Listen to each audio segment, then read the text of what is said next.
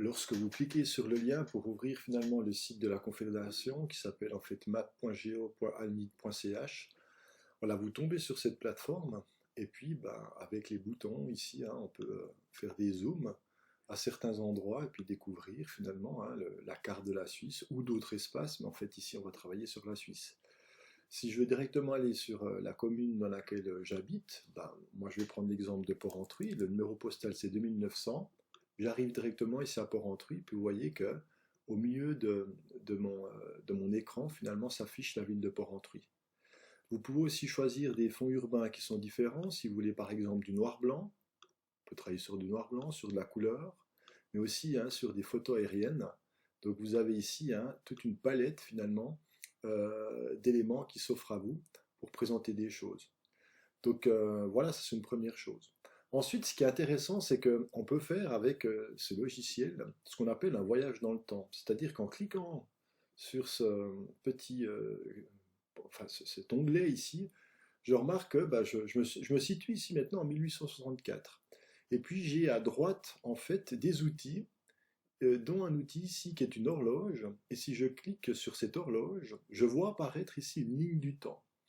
Et en me déplaçant sur cette ligne du temps, en fait, je vais bien simplement repérer la ville de Porrentruy à des dates différentes, et puis je peux me déplacer en fonction finalement voilà, du temps.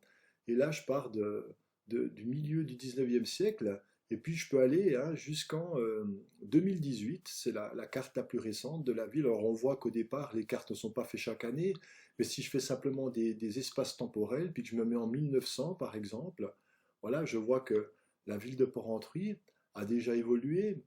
Si je vais en 1920 par exemple, on voit qu'elle continue d'évoluer. Si je vais en 1950, je vois qu'elle continue d'évoluer. Si je vais en 1970, je vois aussi que ça continue.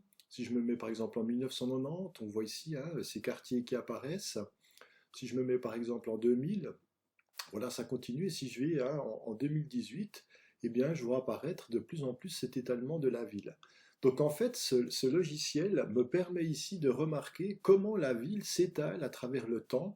Et puis ça permet de voir en fait ce qu'était Porrentruy au milieu du 19e siècle. On est voilà, au début de la révolution industrielle, dans l'historique qu'on a vu ensemble, vous vous rendez compte qu'il va se passer des choses dès ce moment-là, où on va sortir des murailles, et puis la ville va s'étaler dans des faubourgs, et puis peu à peu va se développer vers l'extérieur pour voilà, avoir la forme, l'étalement qu'elle a actuellement.